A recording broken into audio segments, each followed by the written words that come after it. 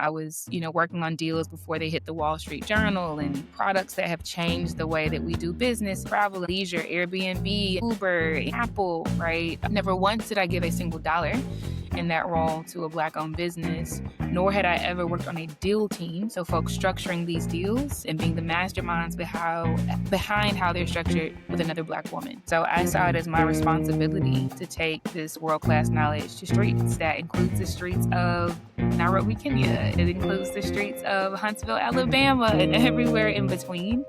We're going into HBCUs, taking these trades they're learning. They're majoring in accounting, they're majoring in finance, they're majoring in computer science, teaching them business so they also know how to build and price themselves and creating their own financial solutions. So it's a blend of that entrepreneurial focus as well as that financial technology to help these students graduate with ready-made businesses off the show. I've spent my entire life people-pleasing, contorting myself, shrinking at different times, expanding at others to lessen the likelihood of someone misjudging me. And it has never worked out because no matter how much I contort, they're upset that I'm able to contort. So now what I am newly making peace with is understanding that some people won't like me and that's okay. It took me closer to 36 to even get to that point of being okay with folks deciding to mistake what I do for anything less than good.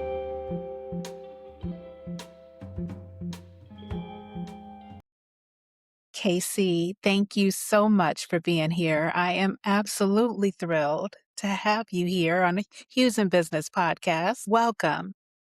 Thank you. I'm very excited to be here. Thank you again for holding space and inviting me into your community to trade stories and learn from one another. I am Casey Ariel Dike.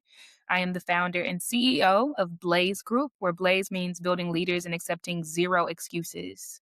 And the genesis of Blaze Group is my journey out of corporate America, where I was a banker, structuring multi-billion-dollar deals, in the billion for large tech companies. And while I loved what I did, I was, working on deals before they hit the Wall Street Journal and products that have changed the way that we do business and travel and leisure, Airbnb and Uber and Apple, right? Never once did I give a single dollar in that role to a Black-owned business, nor had I ever worked on a deal team. So folks structuring these deals and being the masterminds behind how they're structured, nor had I ever worked on a deal team with another Black woman. And so I saw it as my responsibility to take this world-class knowledge to streets. And that includes the streets of Nairobi, Kenya, and it includes the streets of Huntsville, Alabama, and everywhere in between. And so for the last 6 years now, we have been disseminating education, capital, and even elevated consciousness around what business looks like, what capital looks like, and what it means to bridge capital to communities. Outstanding. Certainly, you are such a brilliant strategist. Thank Casey, you. when did you first recognize your inner leadership? Tell us about your younger years and all the way towards where you are today.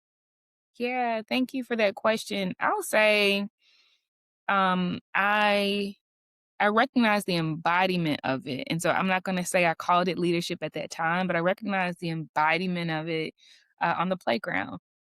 Whenever we're given this this free without structure time, I naturally was the one that decided what we would do, right?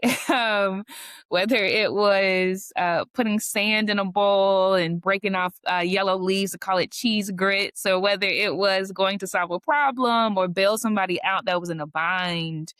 I naturally, I think, had this gravitational pull for people where they felt safe. They trusted my answers to questions. They knew that I would support and help and save them. This warrior type of mentality, and so like that embodiment was very, I think, recognizable to me. In that I would speak up when I knew others couldn't, and I would put things into words that were uncomfortable for even grown-ups, but I felt it needed to be said. Now, as I navigated womanhood, right, and left adolescence into my teenage years, into young adulthood, etc., I think leadership became more apparent to me when I had the ability to run for things, right, and had these formalized titles.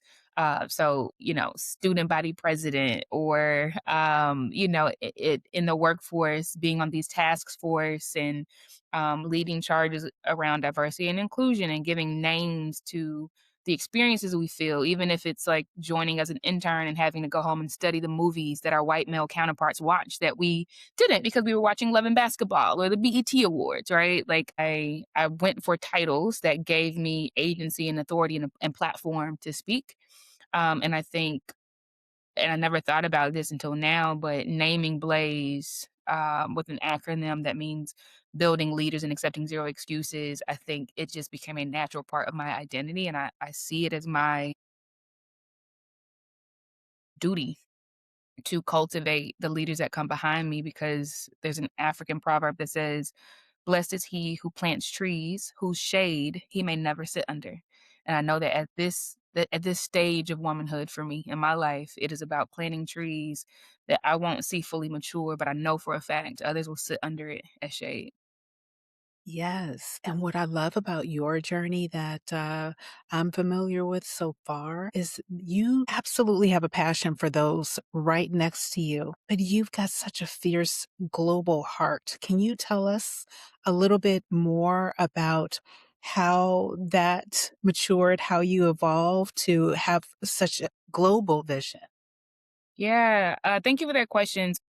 Honestly, about 2 years before I left corporate America, which was in 2020, I was mapping out what I wanted my next experiences to be inside of corporate America to shape the type of person and leader I wanted to become.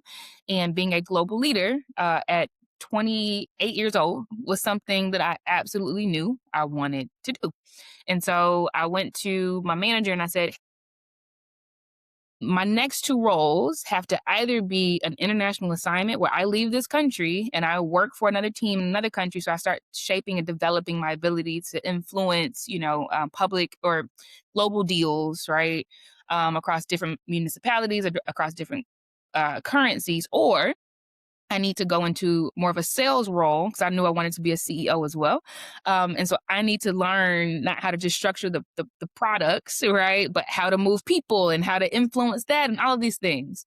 And so she believed me. She believed that if those weren't provided, that I would go elsewhere and find those opportunities. And a lot of leaders in the company, a lot of global leaders who knew me by name at that time, they got together and pulled together a list of places across the world I could go. Singapore was one, London was one, a few others on that list.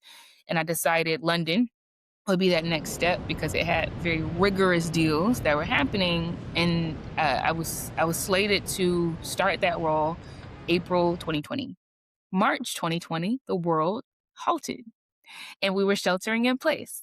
And no one in the company could do any international relocations. And so I decided to take myself abroad. And so by February 2021, I was on a one-way flight to Cape Town, South Africa.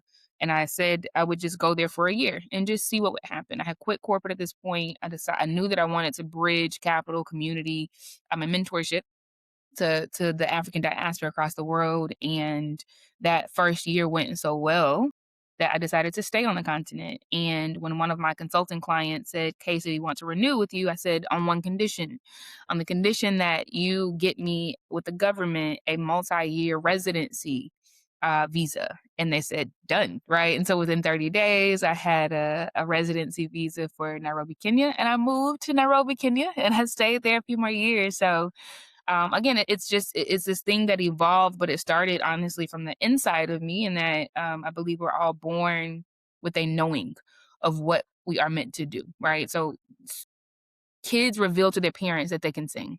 Kids reveal to their parents that they can draw. Kids reveal so many things. The parent does not decide, right?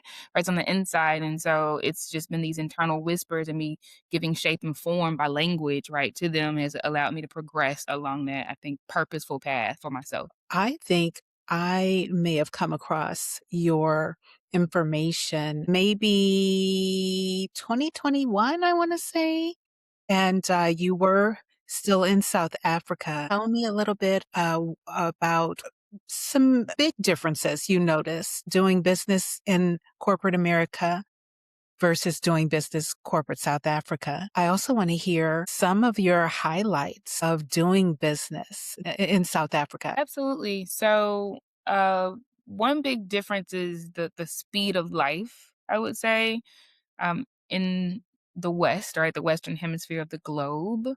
Um, we have these ideologies around perfectionism and speed and efficiency, right? And the momentum is like really unnatural, to be honest, right? You optimize every single minute of the day so much to the point where in the morning, and I remember this about myself, in the morning when you're putting on lotion, you're doing it as efficiently as possible. That makes no sense if you think about it, right? But you are as the need to put on lotion so you're not ashy is actually this nuisance, right? Like this thing that is in between you and getting to work, right? The same with cooking meals, right? Like it is this nuisance having to chop things and prepare it and cook it and simmer it and create your own flavors is this nuisance, and so you trade off, right? So many things for convenience. You trade off relationships, you trade off health, you trade off sleep, and all of these things, but it is normalized on the Western hemisphere. What is different about my experiences on the continent is that the speed of culture is a lot slower. It moves at the speed of trust, it moves at the speed of relationship. And if you don't have those things, there's a barrier where you cannot get through, which means the email is not enough. They will ignore your email if they don't know and trust you. And so you actually must do what they want you to do, which is to go to their home and break bread and discover what humans are sitting across from each other. And only at that point of deciding, right, do you move forward with the next phase. And so it slowed me down. It slowed my body down first before my mind. I remember being, for instance, in a grocery store, and the person at the checkout was having conversation, right, with the person they were servicing at the time, and then someone tapped them and said, "I need that printed paper," and they just turned and they grabbed it, and somebody else tapped them, and I was just so frustrated. I never even seen that before, right? I'm just like, "We need to get through," and a friend of mine that was with me said, "Well, what are you in a rush to do?" Like, really, like, concerned for me, and I was like, "To check my emails." And like, to check would the email be there when you get there? I'm like, "Yes." And he's like, "So why do you need to check it right now?" I'm like, "I don't know. I just need to check it right now." Right? Like silly, silly, silly. Right? And so but these experiences did not stop because that was the speed of the culture there. And so what I learned was no one was expecting me to respond in half a second. No one was expecting me to do anything without having built relationship first. They actually expected me to get to know the people they wanted to do business with very, very intimately, and there was time for that, right? And so, I'd say from a business standpoint, the speed was absolutely different, and I've been able to bring a lot of those things back home since my return, permanently at the top of 2024. It's done wonders, for my own nervous system, let alone the types of deals and business that I do now. And then as an aside to that, I would say, the environment itself was absolutely healing. A lot more natural green spaces. There is no such thing as loitering in most places, which was wild to me. Like you can be in a restaurant for 3 hours just talking and catching up with your friends the same way you could do that in the living room, and no one would bother you. But it's beautiful. It's relationship based. And so though my body slowed down first because I had no choice, over time my mind did slow down as well, and I've been very cognizant about not relinquishing, um, the the nourishment and the moisture of soil and all these things that I've picked up along the journey since being home. That's so good. That's so good. And then it goes into a question that I was going to ask about. I know how busy you are as we've gotten to know one another. Um, Balancing execution as a visionary, as a very busy visionary, you are such a strong influencer, Thank you you. know, virtually as well as in person, an educator, a tech strategist. Uh, how do you balance it all, Casey? Yeah. I'd say boundaries are absolutely important, and what boundaries mean for a particular founder through time will change. In the beginning very clear and easy boundaries that I could set would be like around my time, right? Like if I knew that I only wanted to work 40 hours a week, for instance, right? As a founder, you can decide. You can decide if it's 80 or 60. That's just a math problem, right? You can say, okay, 8 hours a day and I'm done, right? And so anything beyond that, we have to push to the next day, right? Or if you're getting deals and you're maybe selling hourly consulting calls or hourly coaching calls, right? Like then you know very easily how many clients you can absorb because the boundary is time, right? And so those are the types of boundaries I had in the beginning. I set my hours. So even and this is and especially being in another country, those hour boundaries are important because if I set my calendar to where I'm done at a certain time in the country that I lived in, that means even if it was 5 PM in America, if it's 10 PM or midnight where I am, I can't see you. And so the calendar was that boundary. I did not take midnight calls. I did not take 3 AM calls. The boundary was the boundary, right?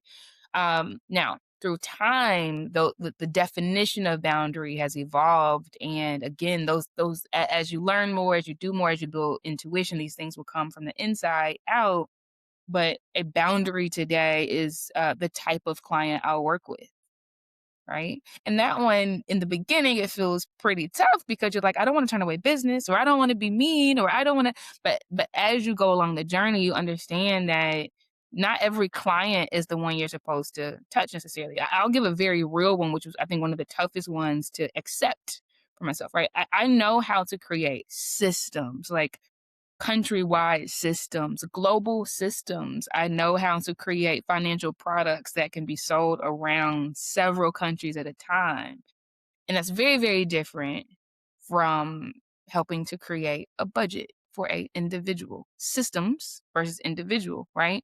And so a boundary that I have adopted through time is understanding that I can impact the company that will impact the millions, or I can impact the person and that's impacting the person, right? And the first one that I just said is what all of my experiences have prepared me for.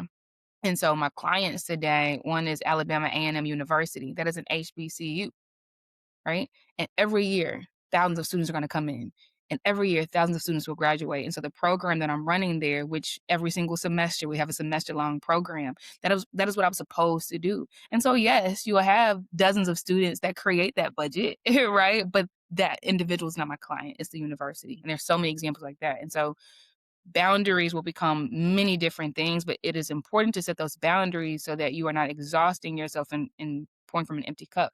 So a boundary, and this is the last example I'll give. I have now boundaries on how much of myself I'm going to pour out. And that is a lot more slender than it was in the beginning. I take 3 mile walks every single morning. I sit and journal and read my Bible every single morning. I cook my breakfast. I haven't even started my day yet. I cook my breakfast every single morning. That's at least 3 hours every single morning that is non-negotiable. Full cup before I even start the day. And I sleep 8 hours minimum every single night, right? And so again, with time, those boundaries change, but it's important and you'll hear it, you'll know it, just trust it, right? And everything else will flow accordingly. Knowing yourself and then loving yourself, valuing yourself, and knowing that so that it's not mistaken in any way by others. Would you agree? Yes, I agree. And that is actually a lesson, a nuance that I am freshly coming on the other side of, where it not being mistaken by others. I will actually say this. There are people who are going to dislike you because of your gift and your knowing. They're going to dislike you because of your ability to move so gracefully in your calling. They're going to dislike you for so many reasons. And I have spent my entire life people pleasing, contorting myself, shrinking at different times, expanding at others to lessen the likelihood of someone misjudging me. And it has never worked out because no matter how much I contort, they're upset that I'm able to contort. Right. And so now, what I am newly making peace with is understanding that some people won't like me and that's okay. Some people will envy me and that's okay. Some people will covet what I have and that's okay. I am safe even in that. right? It does not minimize my gift. It will not destroy me, right? The forces that are carrying me into every season will sustain and support and cover me. And but again, it took me 35 years. Uh, I'd even say closer to 36 to even get to that point of being okay with folks deciding to mistake what I do for anything less than good or well intended. I hear a book, ma'am. I hear a book or curriculum in regard to so much of what you've just shared, the global experience and how that shaped you, mind, body, soul, and profit, not just Yep, profit, your yep. entire spirit. Is there any type of product coming out? Because, you know, your wisdom, Casey, impacts generations. Thank you. Impacts generations. You are powerful amongst the youth. You are powerful amongst those of us that have been around for a little bit of time. D Thank you. do you see or envision any material, any publications in the future, reflecting what you've just shared? Absolutely. I know that there'll be at least 16 publications and that's a number that spirit says to me, but at least 16 by the time I'm through with this journey. But yes, I actually do have a memoir out called Pain Unseen, the strengths that lie beneath the truths that lie beneath my strength. Pain Unseen, the truths that lie beneath my strength, and that came out in 2020, right before I embarked on entrepreneurship. It was actually the catalyst into entrepreneurship, the first product of my own that I sold. And it actually serves as a business card today. When people Google my name and my book comes up on the front page of Google, they buy it and they get more insight into me. And then we meet on business, they're like, oh my gosh, right? But that chronicled a certain part of my journey, which was overcoming um, devastating trauma. It came to a head after experiencing domestic violence in my marriage. So much before then, losing my mother at 1 year old and so many other things throughout my life.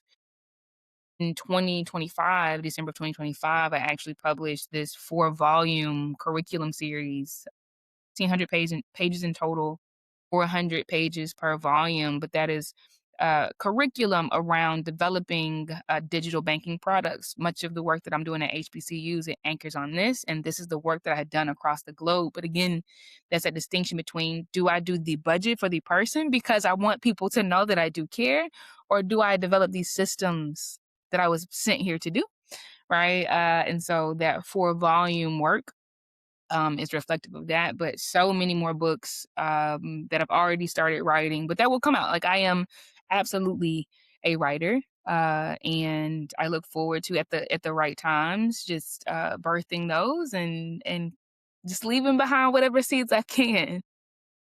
Well, yeah, in your spare time. No, I have my copy of Pain Unseen right by my bed.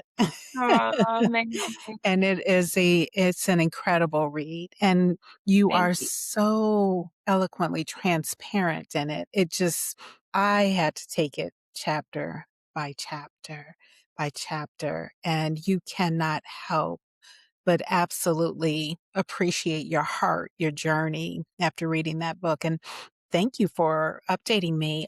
I knew that you were influential within the HBCU space, and you've been influencing and inspiring the students just in impactful ways these past few years, couple of years at least.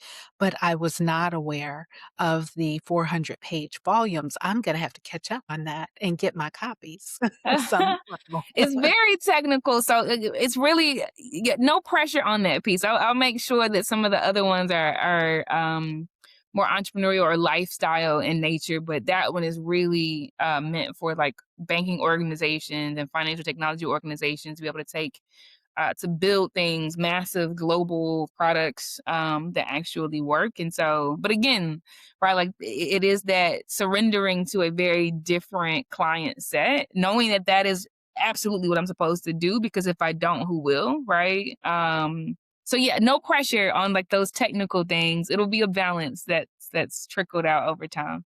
And certainly keep me abreast of everything because as you are producing more and evolving more, this is an open invitation for you to be right here on Hughes in Business at all times. So, Thank you. and I do understand that you served with Interledger Foundation as a Yes. lead. Tell me a little Mhm. bit more about that.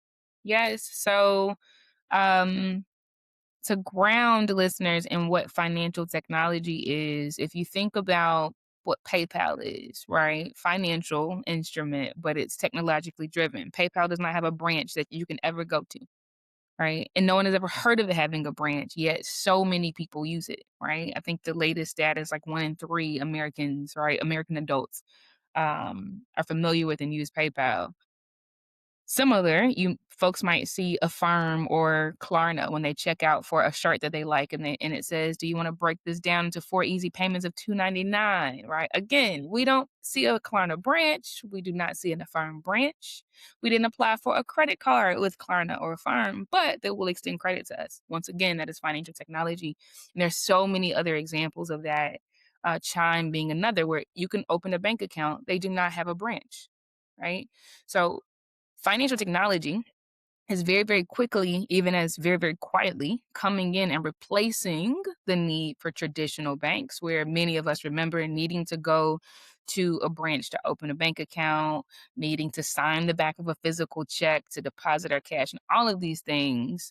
And what I know is that the Black community uses these tools a lot more because branches aren't being built in our neighborhoods. They're getting farther and farther away, but we aren't building them. We aren't launching. When people launch these businesses, nobody that looks like me, right, is launching a financial technology app, even though everybody is using it. Chime, for instance, is the number 6 debit card issuer in this country. And there are 4,500 banks, and they're number 6, and they don't have a branch, right? And so I have been doing the work of helping people create their own financial technology companies. The Interledger Foundation, which is a new partner of Blaze Groups, is providing funding to help people create their own financial technology companies or to help banks create mobile apps or interoperable, meaning uh, one day, maybe Venmo will send to Zelle and Zelle will send to Cash App. That doesn't happen today. They want money to move easier, right? And so we've come together to combine forces so that as I teach folks how to build their own digital banking products, Intelledger can fund that, right? And help them do that with more ease because they'll have the resources to do it. And so even as most people don't understand that this disruption is happening, it absolutely is. And if we're not careful, we are going to be on the back end and the losing end of another system that has replaced the traditional banking system where they're not necessarily in our neighborhoods. They're not necessarily giving our businesses loans. They're not necessarily marketing to us. And I want to make sure that we get in early and design the rules and own this stuff so that we can be at the front of the line. And as you say we, do you mean the entire diaspora globally still? Or now that you are permanently back here in the States, as I think you mentioned a few moments ago, has your scope changed slightly? Can you update me on that? Sure, I mean the entire diaspora still. So I'll give some shout outs to some international companies that I work with. Covenant University in Nigeria, I just had a call with them about 2 weeks ago where they're starting to teach their students how to create financial technology products. And they are the CEOs of those products and they'll help them raise funds, etc. Hello Tractor is a company that I consulted for. I was their chief credit officer for a couple of years. They've raised about $37 million at this point, and they have a financial technology solution that is in over 13 countries, so on and so forth. Right here in the states, Alabama A&M are kind of the first catalysts of this. So these students have built their own digital banks in a couple of weeks, literally 3 weeks from today. They'll be showcasing it to investors and government officials and partners to work to get picked up and funded and all of these things. But I mean the entire globe. I have not let go of the dream of being a global thought leader, right? And a global influencer in the financial landscape. But as I learned in Africa and have brought back here with me, these developments move at the speed of trust. And so we start with a relationship and we start with going at the speed that their minds, anybody's minds can handle, right? And make sure that once I leave that soil, they own those products and continue it forward. That's so good. Thank you, Casey. Now, when you speak of ideal partners for Blaze, ideal partners for yourself, and the vision that you have, tell me a little bit more about who fits that. Can you make that plain for everyone watching and listening? Sure. We have three types of partners that we work with. One, I would say is probably the oldest type of partner, as we've continued to evolve over the last 6 years, but that is called an entrepreneur support organization. In short, that's an ESO. And so many people have probably seen that chambers of commerce exist. That's an entrepreneur support organization. Folks might see that some of these grant making institutions like the New Voices Foundation or Black Girl Ventures or Hello Alice, for instance, these organizations that exist to serve entrepreneurs, they are partners of ours. And so we're very easily able to do workshops and teach folks about fundraising or teach folks about capital or um, I'll say cash flow management, which is like maybe open a bank account, right? Or maybe advance your invoices, get paid 90 days early, these types of things. We also have that in our app. And so more and more we're pushing organizations to buy subscriptions to our app. So they just add that to their own suite of offerings and we don't even have to show up, but they have access to all of these tools. So the first of three types of partners that we work with are entrepreneur support organizations. The second type are financial technology companies. So these are the people not asking for money, but they're creating the systems that move the money, just like PayPal moves money. That's why it exists. Cash App moves money. That's why it exists.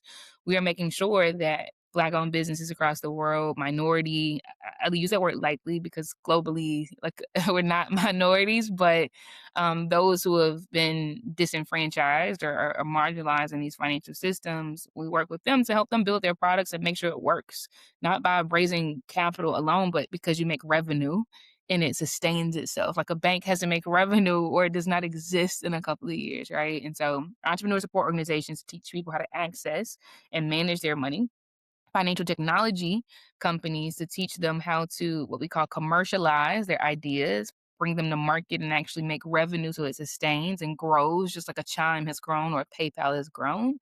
And then finally, we work with HBCUs, historically Black colleges and universities, who have these students that have entrepreneurial minds, but their degrees are not teaching them how to price themselves. Like the nurse doesn't know what to charge, right, on her own. Like she just goes into the system and accepts a salary. The same for the engineer. Like the engineer doesn't know what to charge. They go into the system and say and accept a salary. And so we're going into HBCUs taking these trades they're learning, they're majoring in accounting, they're majoring in finance, they're majoring in computer science, and we're teaching them business so they also know how to build and price themselves and creating their own financial solutions. And so it's a blend of that entrepreneurial focus as well as that financial technology focus to help these students graduate with ready-made businesses off the shelf. But the focus and the goal are organizational partners, and we're seeing a lot more success at meeting them where they're going to get leadership knowledge and funding and insights. And so that's where we're spending our time. Fantastic. What are some spaces you see yourself in within the next few months of 2026, maybe even 2027, where others can definitely come and introduce themselves to you? Yeah, we're certified. We're have the WBENC certification for woman-owned businesses, and so we'll be at that national conference in June. We are also minority business certified, so the MBE certification. We will be at that conference in October. I believe it's in October in Los Angeles. The one for women-owned business certified companies will be in Salt Lake City, Utah in June. And then Essence Festival, I consult at the Essence Festival every year, and so I'll be back there definitely working on programming intended for entrepreneurs. I'll be speaking on the stage, really edifying the audience around entrepreneurial capital and things that businesses can do to raise those funds. And the last one I'll mention, this one is in June. It's called HBCU Empower. This is an HBCU conference put on by Howard University and PNC Bank. And I will be speaking at that conference as well in June. Connect with us on Instagram. We definitely show behind the scenes visuals and drop resources anytime we can. That's blazegroup.io on Instagram, BLAZEGROUP.io. On LinkedIn, we have presence there as well. That is Blaze Group on LinkedIn, BLAZEGROUP.